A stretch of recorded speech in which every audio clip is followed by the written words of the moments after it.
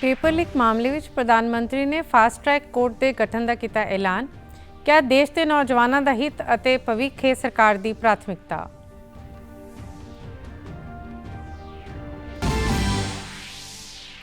ਹਰਿਆਣਾ ਦੇ ਮੁੱਖ ਮੰਤਰੀ ਨੇ ਸਿਰਸਾ ਦੇ ਆਪਣੇ ਦੌਰੇ ਤਹਿਤ ਵੱਖ-ਵੱਖ ਪ੍ਰੋਗਰਾਮਾਂ ਵਿੱਚ ਕੀਤੀ ਸ਼ਿਰਕਤ। 77ਵੇਂ ਜ਼ਿਲ੍ਹਾ ਪੱਧਰੀ ਵਨ ਮਹੋਤਸਵ ਪ੍ਰੋਗਰਾਮ ਵਿੱਚ ਵੀ ਲਿਆ ਹਿੱਸਾ।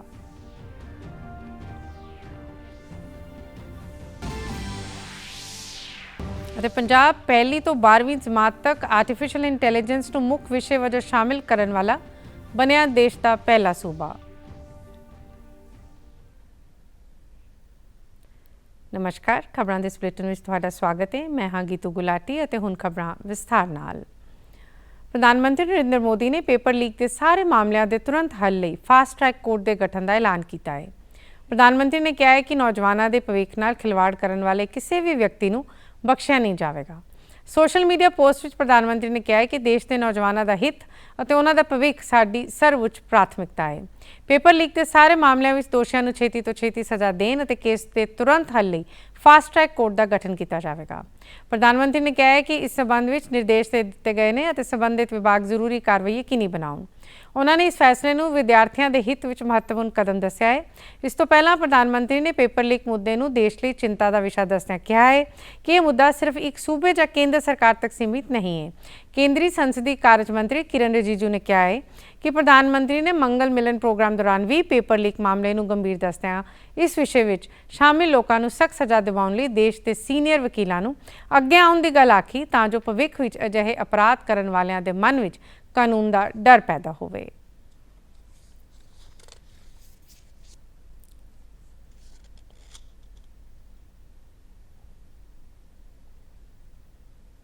नीट पेपर लीक को लेकर के जो भी दोषी पाया गया है उनको कड़ी सजा के लिए फास्ट ट्रैक कोर्ट भी बनाने का आदेश दिया गया है। और साथ में ये भी कहा है कि देश के युवाओं का, देश के हमारे छात्राओं का भविष्य के साथ कोई भी खिलवाड़ बर्दाश्त नहीं किया जाएगा। भविष्य हमारे युवा का अच्छा हो, इसके लिए चर्चा होना जरूरी है। ਪ੍ਰਧਾਨ ਮੰਤਰੀ ਵੱਲੋਂ ਪੇਪਰ ਲੀਕ ਮਾਮਲੇ ਵਿੱਚ ਫਾਸਟ ਟਰੈਕ ਕੋਰਟ ਦੇ ਗਠਨ ਦਾ ਵਿਦਿਆਰਥੀਆਂ ਨੇ ਸਵਾਗਤ ਕੀਤਾ है। जो सीरीज ऑफ पेपर लीक हो रहे हैं ना कंट्री के अंदर, उसको लेके पीएम मोदी ने जो एक लॉन्ग टर्म से डिमांड आ रही थी कि एक कोर्ट होना चाहिए जो स्पेसिफिकली इस इशू को डील करे, उसके लिए कल पीएम ने एक बहुत अच्छा कदम उठाया है। बस ये है कि ग्राउंड रियलिटी पर हम इस चीज़ को ले आए, क्योंकि जब भी बच्चे कोर्ट में जाते हैं तो कोर्ट उस चीज़ को डिले कर रही है। इनफैक्ट मैं खुद इंजीनियरिंग का स्टूडेंट हूँ, मैं जेईई दिया हूँ, तो मुझे अच्छे से याद है कि एक डिसीजन के लिए काउंसलिंग हो जा रही है तब भी कोर्ट में ही जा रहे हैं बच्चे, तो कोई फ़ायदा नहीं होता, क्योंकि एक बार आपका एडमिशन खत्म हो गया तो उसका कोई फ़ायदा नहीं है। प्रधानमंत्री जी द्वारा किया गया ट्वीट और जिस प्रकार का उन्होंने फैसला लिया है कि वो फास्ट ट्रैक कोर्ट का गठन करेंगे, एक विद्यार्थी होने के नाते हम उसका स्वागत करते हैं, अभिनंदन करते हैं। जिस प्रकार का फैसला उन्होंने लिया है वह बेहद योग्यपूर्ण है। ਸੰਸਦ ਦੇ ਮੌਨਸੂਨ ਇਜਲਾਸ ਤਹਿਤ ਅੱਜ ਦਾ ਦਿਨ ਵੀ ਹੰਗਾਮੇਦਾਰ ਰਿਹਾ। ਸੰਸਦ ਦੇ ਦੋਵਾਂ ਸਦਨਾਂ ਵਿੱਚ ਕਾਰਵਾਈ ਵਿਰੋਧੀ ਧਿਰ ਦੇ ਹੰਗਾਮੇ ਕਾਰਨ ਪ੍ਰਭਾਵਿਤ ਰਹੀ। ਐਨਡੀਏ ਤੇ ਵਿਰੋਧੀ ਸਾਂਸਦਾਂ ਨੇ ਸੰਸਦ ਦੇ ਵਿਹੜੇ ਵਿੱਚ ਪ੍ਰਦਰਸ਼ਨ ਕੀਤਾ। ਐਨਡੀਏ ਸਾਂਸਦਾਂ ਨੇ ਸਦਨ ਵਿੱਚ ਨੀਟ ਪ੍ਰੀਖਿਆ ਪੇਪਰ ਲੀਕ ਮਾਮਲੇ ਤੇ ਚਰਚਾ ਦੀ ਮੰਗ ਕਰੀ, ਜਦਕਿ ਵਿਰੋਧੀ ਸਾਂਸਦਾਂ ਨੇ ਕੇਂਦਰੀ ਸਿੱਖਿਆ ਮੰਤਰੀ ਦੇ ਅਸਤੀਫੇ ਦੀ ਮੰਗ ਕੀਤੀ। ਭਾਜਪਾ ਪ੍ਰਧਾਨ ਅਤੇ ਰਾਜ ਸਭਾ ਸਾਂਸਦ ਨਿਤਿਨ ਨਵੀਨ ਨੇ ਕਿਹਾ ਹੈ ਕਿ ਐਨਡੀਏ ਸਰਕਾਰ ਵਿਦਿਆਰਥੀਆਂ ਅਤੇ ਨੌਜਵਾਨਾਂ ਦੇ ਭਵਿੱਖ ਬਾਰੇ ਹਰ ਪੱਧਰ ਤੇ ਚਰਚਾ ਕਰਨ ਲਈ ਪੂਰੀ ਤਰ੍ਹਾਂ ਤਿਆਰ ਹੈ।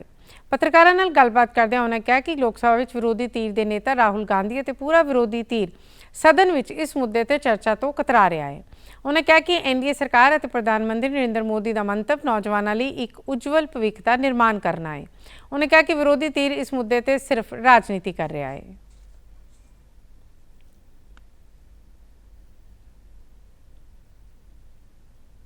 हमारी सरकार, एनडीए की सरकार पूरी तरह से छात्र और युवाओं के भविष्य के लिए हर स्तर पर चर्चा को तैयार है, पर राहुल गांधी और कांग्रेस और संपूर्ण विपक्ष चर्चा से भाग रहे हैं, क्योंकि उनको मालूम है जब वो सदन के पटल पर चर्चा करने आएंगे तो उनकी जो दोहरा चरित्र है वो जनता और युवाओं के बीच में जग जाहिर हो जाएगा। हम तो खुली चुनौती देते हैं, आइए संसद के पटल पर छात्र और युवा के विषय पर, नीट के विषय पर, हर विषय पर हम चर्चा करने को तैयार हैं। दोनों सदनों की कार्रवाई दोपहर 2 बजे तक मुलतवी कर दी गई है। भाजपा के सीनियर लीडर और केंद्रीय मंत्री JP नड्डा ने कहा है कि सरकार संसद में नीट पेपर लीक मुद्दे पर चर्चा करन और इस समस्या का स्थाई हल यकीनी बनाने लई प्रभावी नीति बनाने को तैयार है। केंद्रीय मंत्री ने कल देर रात नवी दिल्ली में पार्टी दफ्तर च प्रैस कॉन्फ्रेंस दौरान यह गल आखदियां कहा है कि विरोधी धਿਰ ਨੂੰ आरोप लगाउण ते वार-वार नवीं मंगां करन दी बजाय पेपर लीक के गंभीर मुद्दे ते संसद में सार्थक चर्चा च हिस्सा लेना चाहिए है। JP नड्डा ने कहा कि विद्यार्थियों के पेपर लीक मामले में किए जा रहे अंदोलन तो विरोधी धਿਰ सियासी लाहा लेना चाहता है। JP नड्डा ने कांग्रेस और होर विरोधी पार्टियां के सांसद सूबों में ਵੱਖ-ਵੱਖ समय होईयां पेपर लीक घटनावां का जिक्र भी प्रैस कॉन्फ्रेंस दौरान किया और राहुल गांधी के कुछ घटनावां का मुद्दा चुकन का आरोप लगाउंदियां इसनूं मंदभागा दस्सिया। Why are you so selective? आपने यूपीए की और यूपीए के सपोर्टेड सरकारों को, जिसे हम इंडी गठबंधन कहते हैं, इंडी अलायंस कहते हैं, उनकी गवर्नमेंट्स के बारे में आपने क्यों नहीं चर्चा की? क्यों आपने अपने आप को उससे अलग रखा? यह स्पष्ट बताता है कि आपका उद्देश्य छात्रों का हित नहीं है, स्टूडेंट्स को जस्टिस मिले इसमें आपका इंटरेस्ट नहीं है। आप स्टूडेंट्स के विषयों को, डिमांड्स को लेकर के आप पॉलिटिकल माइलेज लेना चाहते हैं, राजनीतिक रोटियां सेकना चाहते हैं। प्रधानमंत्री नरेंद्र मोदी ने कहा है कि विकसित भारत के संकल्प को पूरा करन ਅਤੇ नागरिकों का कल्याण सारे सुधारों के केंद्र में होना चाहिए है।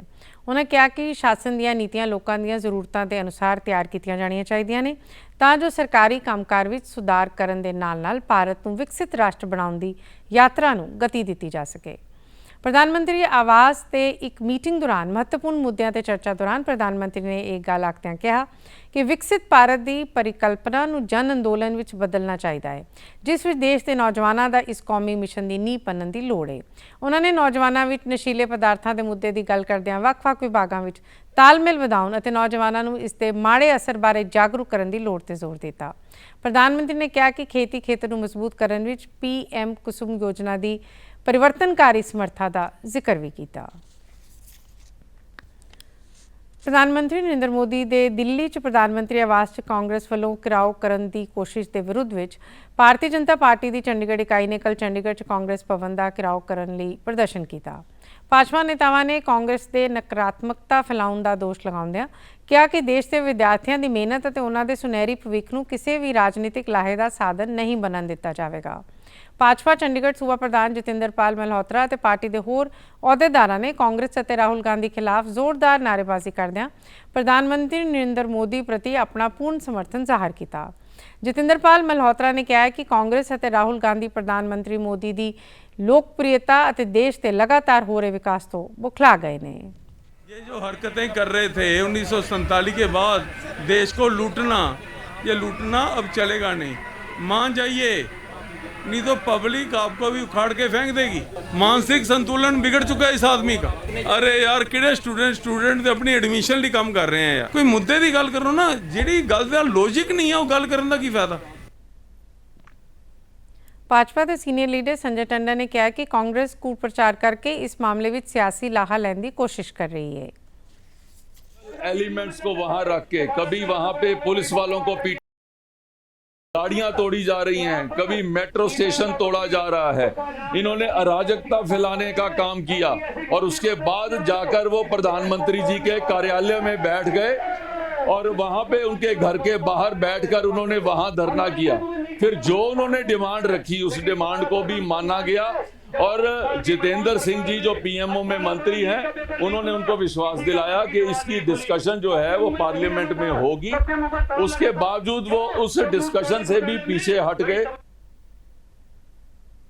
हरियाणा के मुख्यमंत्री नायब सिंह सैनी ने सिरसा के अपने दौरे तहत आज ਵੱਖ-ਵੱਖ प्रोग्रामों में शिरकत की। उन्होंने 77वें जिला पद्धरी वन महोत्सव प्रोग्राम में हिस्सा लिया और एक बूटा भी लगाया।